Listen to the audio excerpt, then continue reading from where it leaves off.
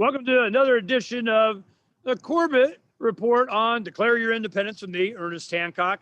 I'm at the Greater Reset in Austin, Texas. This is PJ. Now you can reach him at, I'm going to put it all up front here, at P-Funk Science on Telegram. Now he's a Freedom Cell organizer in the Bay Area in California, and he's interested in getting into being a content provider. And he had a cool James Corbett story. And I go, well, you know, why don't you come on and tell James? He likes to hear how his stuff is used. We want to inspire James to keep doing what he's doing, you know. So if you don't mind, Jay, I'll have him, share with what he's used you for, same stuff that I do. And then I'm going to tell another story. I got a call and I didn't answer it because it was from Switzerland. So he sends me a telegram. Hey, man, you know, it's a listener so-and-so from Switzerland. And he told me this story. I go, write it up and send it to me and I'll tell James the story, you know. Got a lot of James stories, man.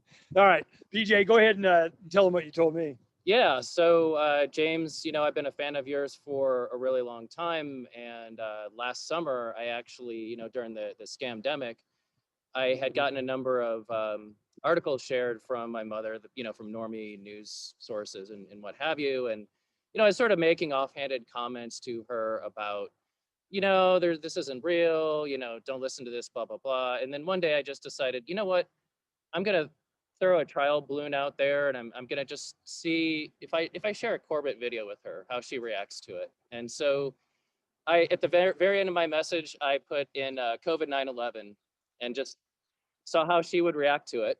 And she watched it and she's like, wow, that was great. And I said, okay, wait a minute. If you like that, now you got to watch 9/11 Trillions. Now you got to watch A Century of Enslavement. And so I started drip feeding her this content. And now she's not drip feeding. That's a fire hose, man. But she loved all the content, and she's now your biggest fan. I'm a big fan, biggest fan. So big. Awesome. Awesome. I'm glad to hear that. I love to go over well with the parents. I'm the conspiracy theorist you can share with your parents. Yeah. Awesome. Right. Okay. I got to tell you this story. I'll just read what he told me. It's not too long. I'm an American expat living in Switzerland. Yesterday, I was walking on the sidewalk in my neighborhood and overheard a Brit talking to a woman friend on speakerphone, walking behind me. It was clear from their conversation that because they have a mutual friend who was recently hospitalized due to the vaccine, they were both anxious about getting it. The man said he'd made his first appointment for next week, but now I'm worried, he said. And the woman said she had her second shot appointment coming up soon, but now she was also scared.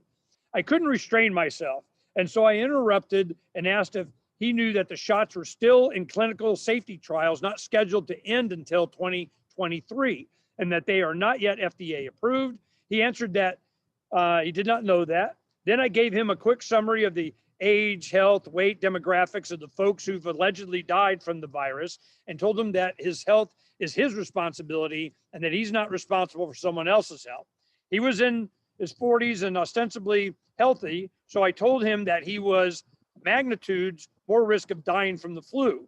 And I pointed him to the Perspectives on the Pandemic series by John Kirby, linked to it in the following text. He and his friend, she spoke with me over the speakerphone. So she was on while he was talking to him. Seemed genuinely interested and grateful. Before we parted ways, he said, now I'm really afraid. I knew what he was referring to, but still I responded, you've nothing to be afraid of, to which he responded, I'm not afraid of the virus, but of the vaccine, to which I said, you should be. Later I thought, what are the chances of hearing such a conversation in passing on the street, until it struck me that perhaps these kinds of conversations are not nearly as rare as one might suppose. And he did talk to me about, he knew all your videos and he had shared that with other people. So I guess he didn't with them. But this is happening worldwide. And on the Love Bus channel, a good friend of mine that's on there, he speaks fluent German. And there is a viral meme of some rap guy did, you know, we're not putting on your mask or taking your vaccine anymore or whatever. So on TikTok, they keep, censoring it and taking it off the internet everywhere.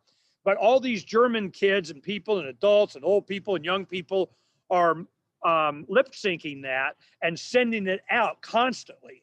You know, so I'm thinking it's turned, man. And then, the conference, whatever questions you got about that, Paul can answer. But tell me what the feedback you're getting from all the stuff that you're doing on this, and what do you think's happening around the world? I really appreciate hearing stories like that because it is good to get that actual anecdata. I mean, okay, this isn't scientific data, but I think it speaks volumes more to what people are really saying, feeling, and acting on than what we are going to get filtered through obviously any mainstream media source, even what we're reading online. Because within our echo chambers, I mean, there are echo chambers online where we tend to read the same things from the same point of view every day.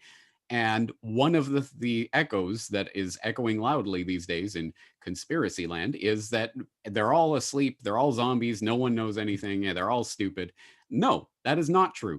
Many, many, many people are, I mean, I would say probably at this point, the majority of people know that something is going on. They are not this desperate to push the vaccine on everyone because they love and care and respect you. Yes. I'm pretty sure most people don't believe that in their heart of hearts. And a lot of people, at the very least, have a niggling doubt. Or, I don't know if I should be doing this. I don't know if this is a good thing, but everyone's doing it. So it's the peer pressure that people are going along with. That's why that intervention of that American in Switzerland, that is so important right now. Those people needed to hear that other perspective that they probably have not heard. They've probably suspected something like that, but they didn't have the data. If you have actual information and can back it up, then yes, please intervene, insert yourself into these conversations. Now is not the time to be a wilting wallflower. Now is the time to be pushing this information out harder than you've ever pushed anything out in your life. And I'm not the type of person that says that people should be going around proselytizing and evangelizing and coming across as crazy. But if there is a time for that, it's now. There is let me see if I can see it. Yeah, the bottom text on the bottom of the Love Bus there, it says Love Bus Liberty Tour. And then it says, did you do your due diligence.com? And that's kind of a sponsored thing. The people that were supportive of this and helped finance it, they were like, we really want that on there. But we curate it. Donna does it.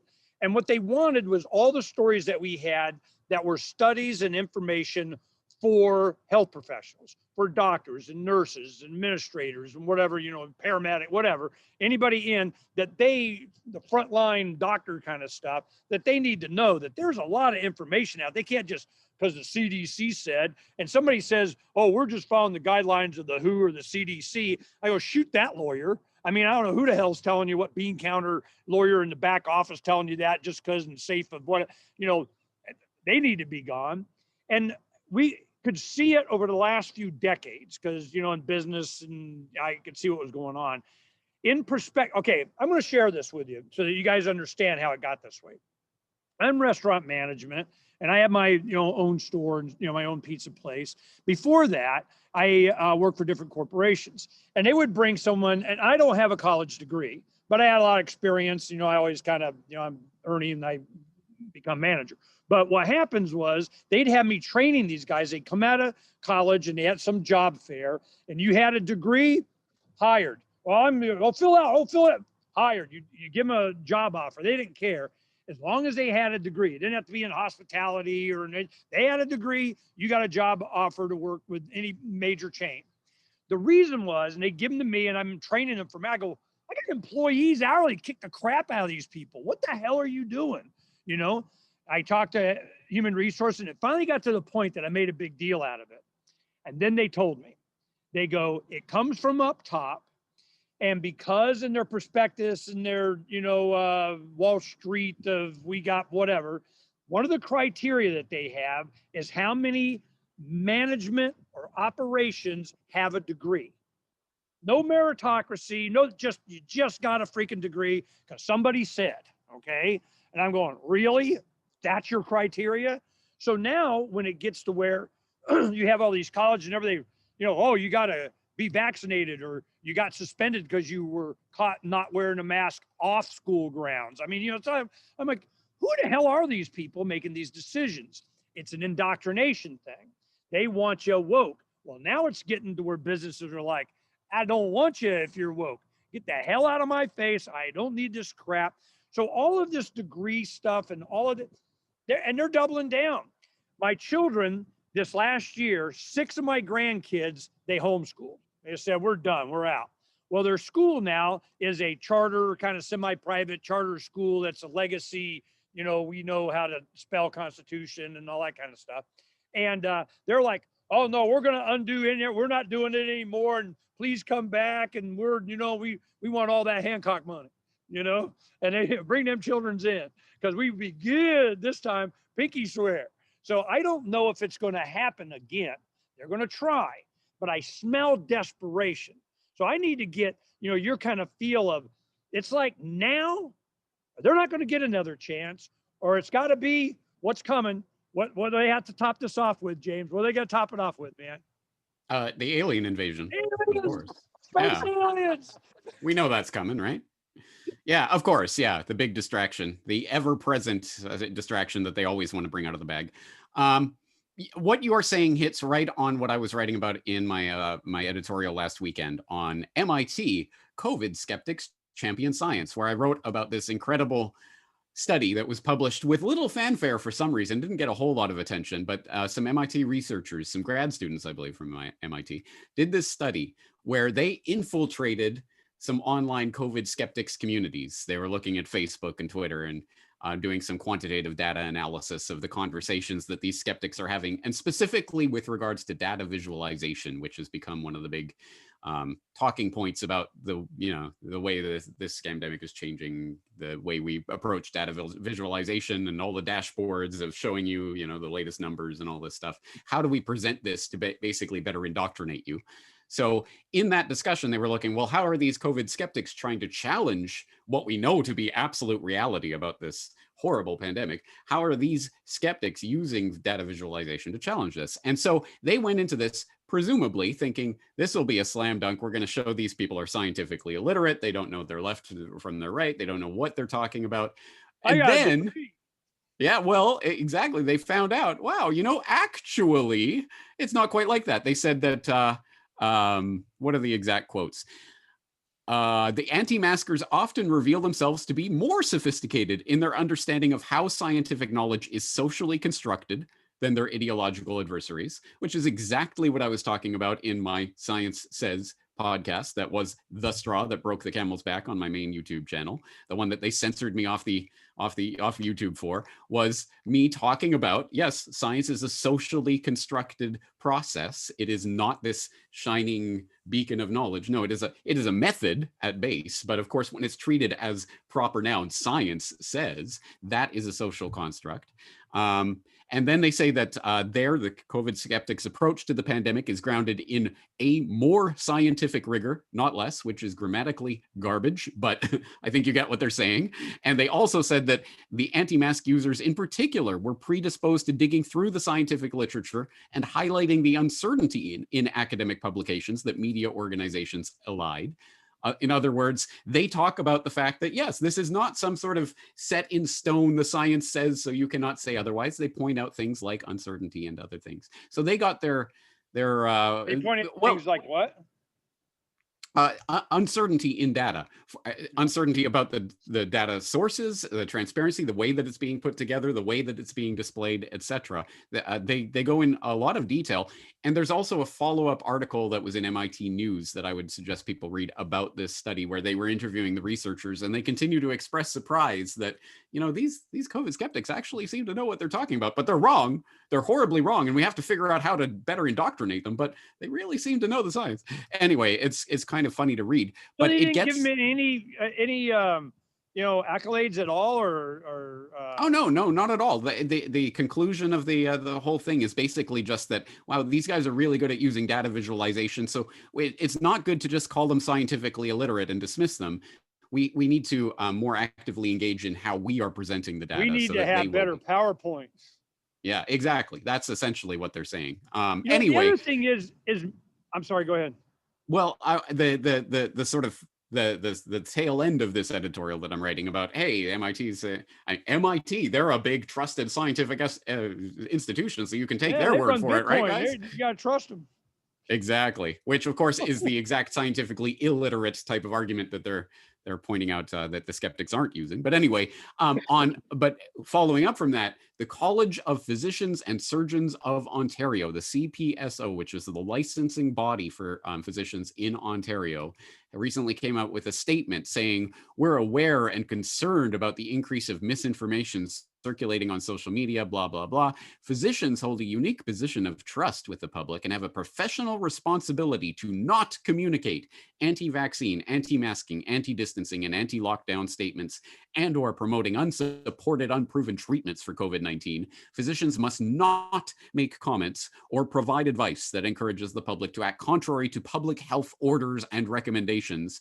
And they say that anyone who does so could be subject to disciplinary action by the CPSO, including having their license revoked. Okay. So they are trying. Disciplined by who? By whom? The CPSO, the College of Physicians and Surgeons of Ontario. That is the licensing body for physicians in Ontario, Canada. And as a response, over 400 physicians from across Canada signed a declaration calling them out, saying this is anti-scientific, and worse, it's actually against the Nuremberg Code. You are denying patients the ability to exercise informed consent because we cannot give them all the details about our evidence-based approach to what's happening right now, given these guidelines that you're putting down. You are against science. So you have hundreds and hundreds of doctors from across Canada that are angry enough to stand up and make this declaration. Again, don't believe the hype. Don't believe the media that says every single doctor on the planet says this is safe and only a few quacks on the fringe says, no, listen to what they're saying. And the fact that these bodies are having to come out and try to squelch it at the organizational, institutional level, that again, that should be a big flashing warning sign to anyone who was awake throughout any of this. I smell fear. I'm not sure that it's a delaying tactic. It's like they're trying to get every last person to take the shot. Anything it's a desperation thing. It's a Hail Mary. It's the buzzer's going and they're throwing the basketball from the other goal. I mean, Yep. This is weird, and everything. I'll give it to the movement. A lot of times when you're confident and you're experiencing this kind of stuff, you just do it. You're going to say the right thing. You don't have to get all freaked out about it or anything. You just hold your line. Yeah, but don't you think? And you think you're smarter than all the doctors? Yeah, all the ones you're talking about. So, it's you have that confidence, but then it's always good to have evidence or just to have good rhetoric or research or a Corbett video, and that's what it comes down to.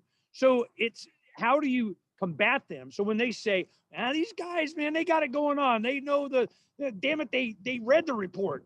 Damn it, we gotta have better PowerPoints. We need to go after them with something. And then so now we have the amp up of more celebrities and athletes are starting to come in, but a lot of them are starting to abandon Hollywood. They're abandoning, their league or whatever. But man, if they haven't put all the pressure on, and all of a sudden now, what am I seeing? You're not going to see it in the lamestream media, the media so last century, but a lot of alternative and certainly the new ones that aren't getting purged or a result of MAGA and Trump and everything. Trump's starting a campaign. He put some armor all on the tires of his jet, and he's going around doing something. And this is not a Trump thing. They are going, if they make it a Trump thing, they're going to feed right into him, and I'm just going, it's not, but because he'll start going back on the campaign trail, people will start going and seeing him. I haven't started in Arizona, they're going to make it a Trump thing and say all these, anti-vaxxers or truthers or whatever, they're with Trump and it'll elevate him. Do you think they'll do that again? They'll make that mistake? What do you think? It's only if they're stupid, but they're so stupid. I can't disagree with that. PJ, what do you that's think? the only reason I think that they would do it is just they're just stupid. PJ, what do you think? What do you think, Paul? Well, James, I want to bring up a video you did somewhat recently, same data, different conclusions. So I actually work in science and technology, and I saw data recently that is unpublished where it was patients who had been vaccinated, like pre and first shot, second shot. And the profiles I saw of that were alarming to me. Now, I'm coming at it from an angle of no way in hell would I ever get that shot, would I ever touch that, right? But I see profiles of people's immune systems going crazy after that second shot. And to me, I go, that is frightening. My colleagues look at that and go, look, it's working. Exactly. You Exactly. know, Yep. so I mean, Yep. it just depends on the lens you're seeing. Yeah. And that is another point that MIT study brought up specifically. They said there is an epistemological gap that leads pro and anti-mask groups to draw drastically different inferences from similar data. And as you say, that goes back to what I was talking about last year: same facts, opposite conclusions. I was talking in that video specifically about lockdown data, and the fact that lockdowns seemed the places that locked down the hardest and the longest and the strictest and the earliest seem to have the most deaths. Why is that? It's because that's where the most horrible variants were spreading. So if we had a lockdown earlier and harder, there would have been fewer deaths. But oh well, at least we locked down as hard as we did. Wait, couldn't you say that maybe it was the lockdowns that helped facilitate many of those deaths? No, that's an erroneous conclusion. It is always about the assumptions you bring into the data. That is going to color the way that you interpret those exact same results. So yes, this is a phenomenon that's happening right now. I gotta ask you, James, how good is your Japanese? Good enough for most situations, not good enough for high level political conversations. Well, I'm wondering, when they do this kind of rhetoric, they're not having highfalutin big word language. Well, sometimes they do just to BS you, but it's slogans, save grandma and and whatever. Yep. You want your robot to get sniffled or something. So, I'm wondering what their rhetoric in Japan is. The two big ones that I have seen here, one is social distancing has entered into the vocabulary as an English loanword. Social distancing, as they say here, is now said in Japanese, and it's written on the signs, and they've got the signs up showing, how to stay apart and all of that. The other one that caught on here, at least for a time, was stay home. Again, in English, stay home was a common phrase to see written in various places, which is so deeply, disgustingly, tyrannically Orwellian nightmare. Stay home. I mean, this is the dystopian sci-fi movie we're living through right now. What? Why would they have it in English? English words kind of have like a cachet in the same way that Americans might think that the Japanese characters look cool. I think English looks cool to Japanese, and they all know enough basic English to know the word stay home. So, it works. That is weird. One thing, the demographics in Japan is if you look at, this is a good thing for people to know. If you go to the CIA World Stat Data page or something, you just put World Stat CIA and put whatever country. And you'll look at it, and we did this when the purple, was it Arab Spring? When Arab Spring was going on, we look at each of the countries. And the thing that's interesting, the median age in America is about 38 years old. The median age in Egypt is like 23, and that means you have half of the population is under 23. And then, the number percentage under 25 was like some ridiculous 70, 80%. I mean, whoa, they got a future of, and you get their minds, and that's the way it's going to be. In America, it's a little bit more median kind of thing. It's like 38. In Japan, it's a lot higher. You're selling more adult diapers than kids. So you're going, damn, that's why they need them some robots, So I'm wondering if this pandemic, they played it to the older, and you're going to die, and save grandma, and keep in and all that. So and are they afraid? And what about the younger people, the demographic line, mask over 40, mask under 40? What's the difference in Japan, you think? That's funny because in all of this time, I've never even thought about the demographic way that the Japanese demographics would play into this, because none of the coverage that I've seen has in any way emphasized the age line whatsoever. It is a general blanket fear over the population. This is a horrible disease. You have to do what you have to do to make sure other people don't get sick. And I think they're just making it a blanket thing. I haven't seen them playing on the demographic or the age or the generation gap or anything like that. And because Japan is already a nation that has long been normalized, mask wearing is a normal thing over here when people get sick. So now compliance is 99.9%, children, adults, everything in between. Yeah, absolutely. There's very little pushback on that. Here in Oakland, you're Oakland, right? Yeah. So in Oakland, what's it like? California, if you don't have a mask, they just shoot you. I mean, It's pretty close. So the apartment that I live in, everybody wears a mask, even if they're outside taking out trash. People walking by themselves, nobody else around, they've got a mask on, sometimes a double mask. It's massive. Driving alone in their car? Yeah. I see the people driving by themselves in a car with the mask on. Yeah. Absolutely. Here the governor, it was like mid-March or something. I remember we were at Float Fest, and the governor had said, okay, no more mandates or whatever. But here in the Austin area, Austin is probably considered a lot more liberal here, I think. Mm-hmm. And it's been about 50-50. I mean, people wear it, they don't, but a lot of them, just in the few days this week that we've been here, the mask usage has gone way down. It's just, and it's getting to where people go, here, let me give you a smile. They're kind of even making fun of it. I haven't seen your smile. We have those signs, let me see your smile, that kind of thing. And that has a big impact. And I'm wondering, who was it? Who are the holdouts? Well, they have a group here that is a Facebook group that is a self-appointed, lawn and mass Nazis, and they're just going and reporting, and this place is not doing it enough, and they get pleasure out of that to rat somebody out. When you look at Stasi Germany or Nazi Germany or back in and you think, you go, how the hell did this happen? Well, then you start seeing memes now that go, well, now and there was a test and you failed, and that kind of stuff. But they play on our goodwill. They play on our empathy for others, and not that they stroke that, they strum it, and at some point when people get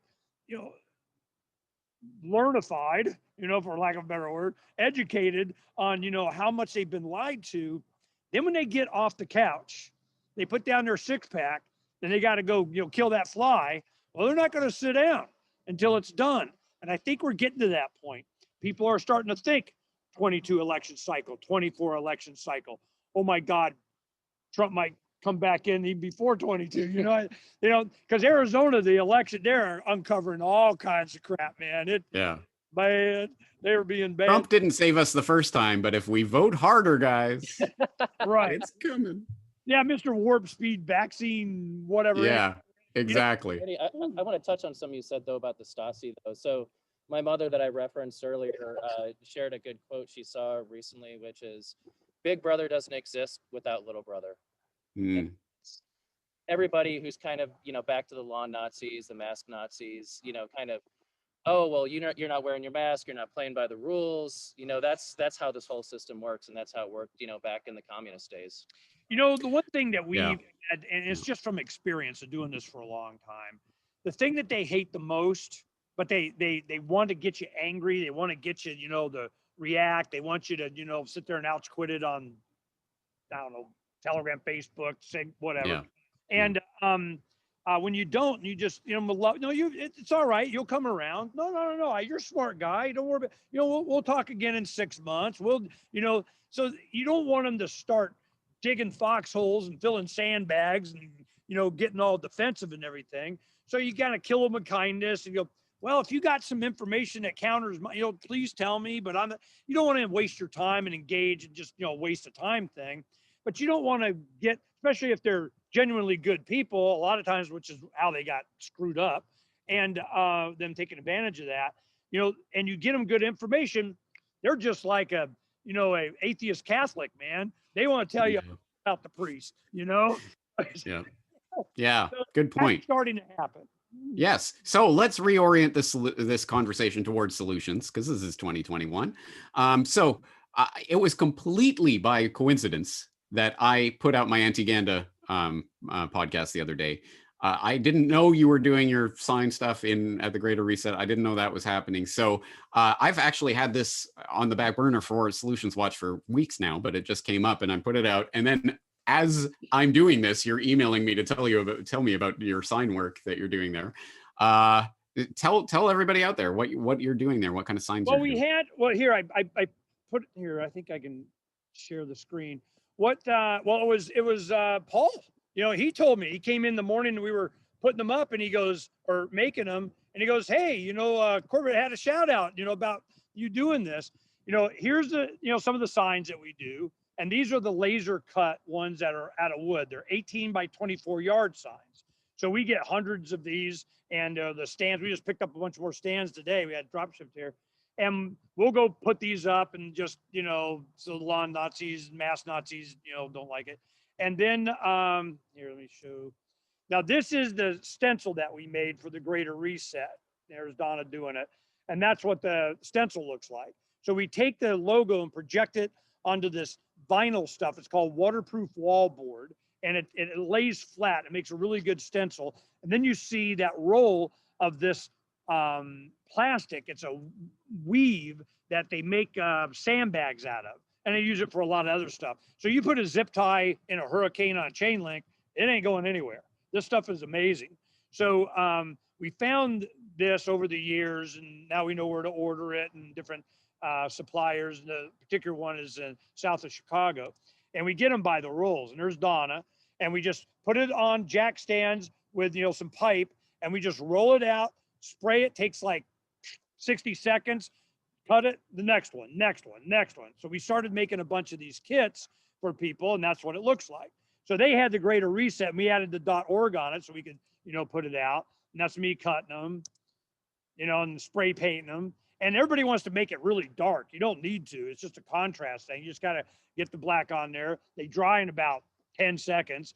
We roll them up, put a tape on it with some zip ties on there, and they're kits. You just take them out. You see some chain link, boom. Now then we make the other signs. These are guys in Vermont that had our Freedom's Answer What's the Question, and they make a bunch of them, and and then there's a bunch of other stuff here. But yeah, this is what we were doing, and I sent you, some of the, that we were making the stencil, and you made the thing, and then that morning, Paul comes up and he goes, "Hey, I guess, James does know about this stuff, and then I had emailed you some stuff, so I sent you a bunch of the other pictures, and I go, okay, you want pictures? Here's some pictures, and sent it. But this is what we've been doing around the country, and really a lot of it is just to train everybody, so these guys, because they go, oh, that's kind of old school. And I'm going, yeah, you tell me a revolution that doesn't have signs, and I'll be interested, because yeah, exactly right. This is one of those things that seems so simple that most people will overlook. Oh, what's that going to do? But no, that really does make a difference. And there was someone in the comment section of my Antiganda podcast talking about how they had seen a sign like on the underside of a dumpster lid or something that they went to look at, and it was information about fluoride or something along those lines, that they still remember to this day, and that it was just hit them at the right place at the right time. And I can't keep track of how many hundreds of people, well, dozens that have showed me their Lovolution tattoo, I can tell you that. But the other thing was hundreds of people that said, I saw a sign, Ron Paul Revolution sign. I saw a sign, I looked up, it did, and it popped up the meetup or whatever in their local area.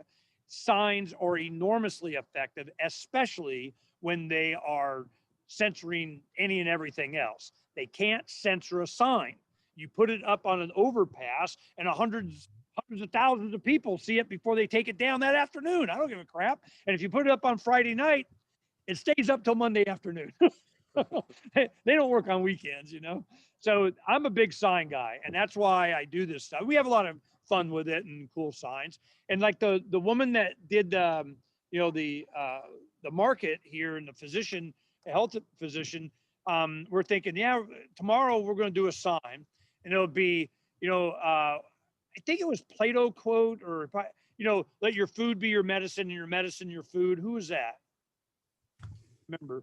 But anyway, so I'm going Remember. perfect for them. Zoe Market, Oh, totally. and Yeah. do that, and a bunch of these. Let me see your smile thing right when it's starting to turn, because then all these mass Nazis are getting, oh yeah, but you're not doing it right, and they're just, so this would be perfect, and it'd be a demonstration for these guys.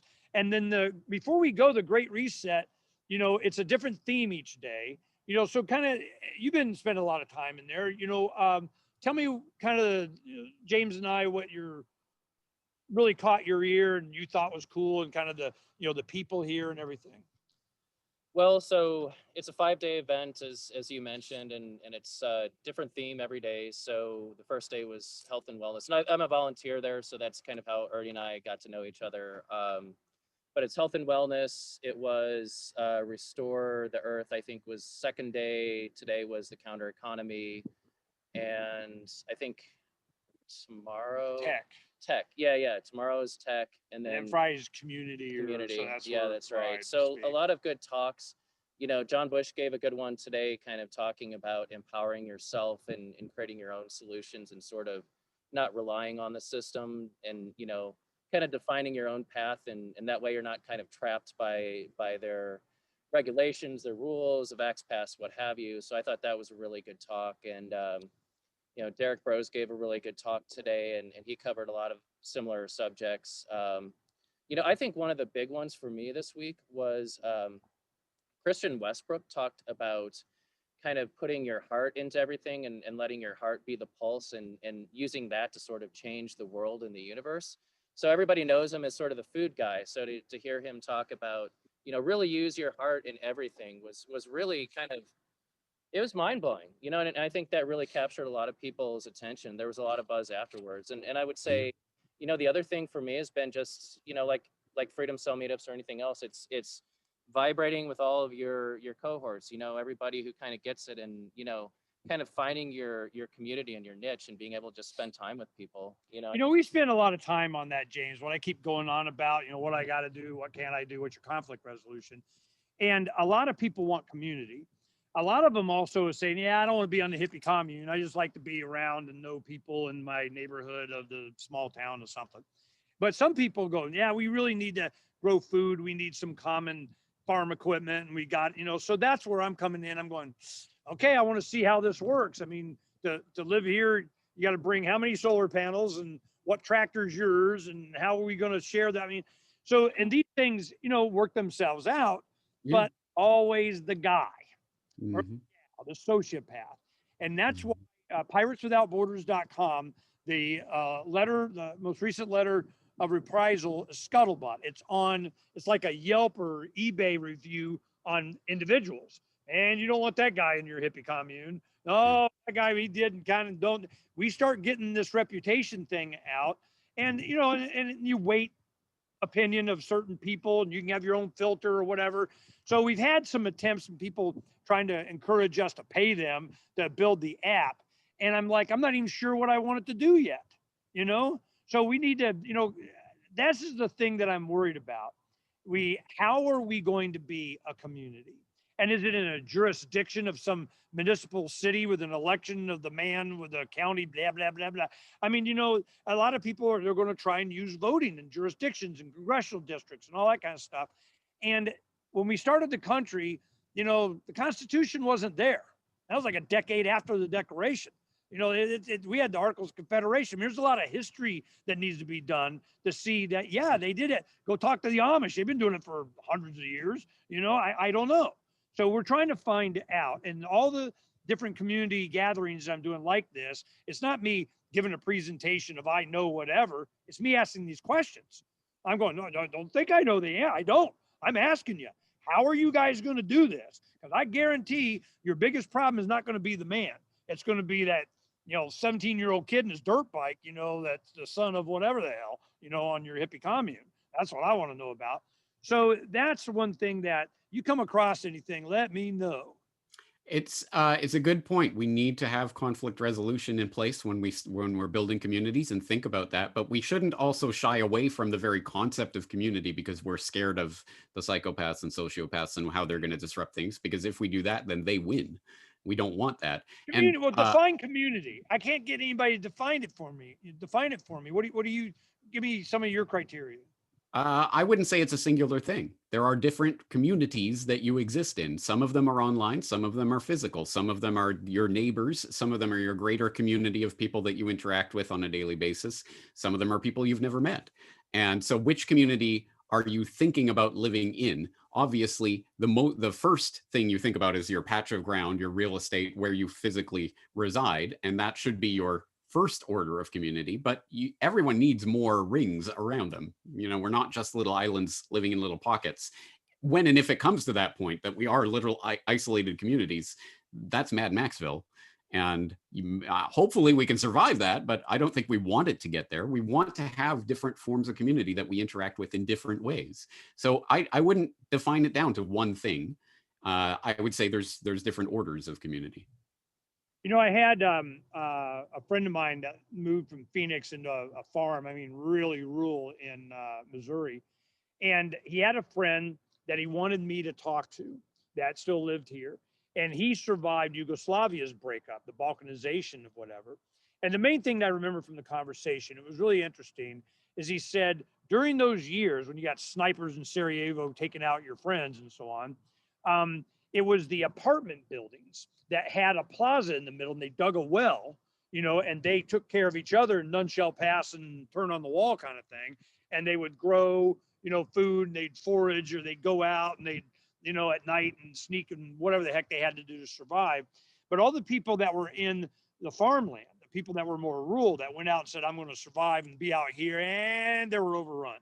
Every one of them, they're just like, and it's ours now. So if you're not willing to have, it gets to the zombie apocalypse, you're going to have the, whatever it takes to defend your food and your goodies, and enough people to do it, or you better not be out there because you're just prey, unless you're hidden. You got a, silo or something somewhere, But it's sad that we got to think about these things. It is. And I want to stress that point. I don't want people to be building communities out of fear.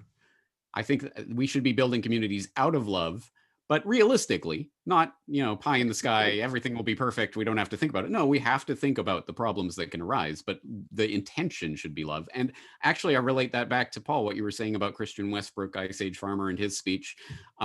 It reminds me of a story that Freeman Fly told on my podcast years ago, where he was, I guess, in his younger days working at I think it was a Pizza Hut or some corporate pizza chain, being a waiter, but also helping out in the kitchen and cooking. And when he made the pizzas, they'd always get compliments. Wow, this is really great. I don't know what you did, but this is great. And to the point where when the corporate guys came in to take a look, and they asked him, what is it? What is your secret ingredient? What are you doing? How are you preparing this? And he says, my secret ingredient is love. And at which the corporate guys go, wow, yeah, hippie, wow. But I think there is something to that, not in a hippie new age kind of woo-woo way, but in a real sense. When we do things out of love, when we create them out of love and present them in a spirit of love, I think they are understood and appreciated in a different way. When we go into something with the intention of hatred or fighting against something, we are bringing that energy into what we are creating in a horrible way that really does tend to make us into these siloed creatures that are looking at everyone as the enemy. That's not the kind of community I want to exist in, whether virtually or physically. So I think we have to take that intention with us. And it goes down to the children too. I'm really proud of my family, and the way we raised our kids, and of course that goes down to the grandkids and everything, and what influence we had. And I'm going, man, do you really want to send them back to school? Be a fish. Who wants to do that? And but I know the strength of them, what they've done, how well they've done. Being out of school, and being, because they're regimented. It's every day, man. They do their schoolwork, and they read a lot, and they got more time to read. So I've been sending them all kinds of books. I just found out I sent them a collection, a nice hardbound of Tom Sawyer and Huckleberry Finn, because they're like illegal everywhere. And my grandson, he goes, the other German Shepherd Bandit ate Huckleberry Finn. Some bitch. Anyway, so I got to get him another one of that. But them doing that and going back to school is the influence they're going to have on the classmates. And the stories that they're going to tell about what happened. Oh, he didn't wear. I don't know what you're talking about. And they're leaders, so they're going to have you want them to go back at least 1 year, kind of infect them and everything, and then screw them. But I'm thinking we're going to come out stronger out of this. I think they pulled the trigger and they just didn't realize what was going to happen. They should have deplatformed James Corbett a long time ago. Yeah. Well, this is why it's the Greater Reset activation, right? Because people are becoming active. And it takes calamity and it takes hard times to make people realize they've got to get off their butt and do stuff. So it's great to see you doing that with the sign activism, which is an important part of what's going on. Paul, thank you for telling us about the Greater Reset and what's going on there. Sadly, I haven't been following it as it's happening because I am busily working on my next project, which relates to where you're going after this. Ernie, where are you going to go next? Red Pill Expo in South Dakota, right? Yeah. I don't even know because I'm not going to be there, but I'm going to virtually be there with a video presentation, a sneak preview of my next big project that I'm working on that I'm quite excited about. It will be on the subject of hopium and warning people against the hopium that is unfortunately all too easily available these days via QAnon and other such things that have led people down garden paths and not towards activation, but the exact opposite, deactivating people. So I want to warn against that and obviously tell people that, no, we have to get active and engaged and not trust the plan and pass the popcorn. We had G. Edward on, he's been on the show quite a bit. I've known each other for a long time. And he's way more anarchist than people realize. But he sees the electoral process as a mechanism for doing kind of a lot of what we do. And we're on board. We talked just 2-3 weeks ago. And I'm going, look, I go back to Arizona and I'm going to mess up their crap. I'm going to run for Secretary of State again for the 3rd time, but this time as a write-in. So they have a bunch of paper to count. That is what's going to muck up their crap. They have no idea. And what do I get to do? Put up campaign signs. I'm going to have me some fun. So I go to G. Edward, and they kind of, want this kind of activity. I go, I don't know. I'm going to do it my way. Are you sure you want to play? You want to help? We're going to have some fun. Dr. Shiva. Oh, yeah, we could. I go, yeah, but I'm going to do it as a write-in. He had a campaign for U.S. Senate that got freaking, election fraud all the hell because he's in Massachusetts running against Elizabeth Warren and then he ran against a Kennedy. I'm going, what'd you think was going to happen, man? So this has been, the election fraud is finally getting its attention because don't sit there and tell me about voting. You can't even count it right. And it's 1 + 1 is 2 + 1 is 3, but I can't look at the software because it's proprietary, and I'm going, really? I mean, I go to the grocery store and it bleeps and deletes the coffee of which size and brand from inventory and orders and does. That's not secret, but I got 1 + 1 + 1 and that's secret. You guys are so full of crap, your ears stink. Yeah. I'm just going, no, I'm not doing this. So we're going to go at least one more cycle, building up all this to back in Arizona to get to have a say. Bunch of signs, bunch of campaign, bunch of rhetoric, bunch of James Corbett videos, and a lot of education of a bunch of people. Ernie, you got downloads that people can do for your signs, or where do people go to find out more about that? Yes, we do, but I could show you. We have, you go to lovebuslibertytour.com, and there's part 1, 2, and 3. In part 1, you scroll down there, and it'll have copies and PDFs of some of the signs that we've done. But we have, a bunch more, and hell, you just take a picture of it and just transmit it on a thing and trace it out. We made it as simple as possible. But we need to do that again. I'm telling you, James, I'm busy, man. I know. Trust me, I get it. Yeah. Everybody goes, Speaking of busy, what you should do? I really am working on that next podcast, so I got to get going. But thank you guys for telling me about what's going on there in Austin. That's great. And thanks for coming out, Paul. I know Paul's a big fan, and he had a good story to tell. And I really like him. And he's an activist in Oakland, and he'll have things to add, I'm sure, as time goes on. And Paul, thank you for sending those links to your mom. That's awesome. Absolutely. And I hope more people will continue doing that. I know I get a lot of frustrated people. I've tried telling this to people and no one's listening. Okay, I know. What are you going to do? Just shut up about it? No, you got to keep spreading the word, and you never know when it'll hit someone in the right way. Who knows? And James, she's totally on our team, and it was that one video of yours that kind of opened her eyes. So thanks for Awesome. Love to hear that. Peace, brother. All right. Take care, guys. Bye. Next Bye-bye. week.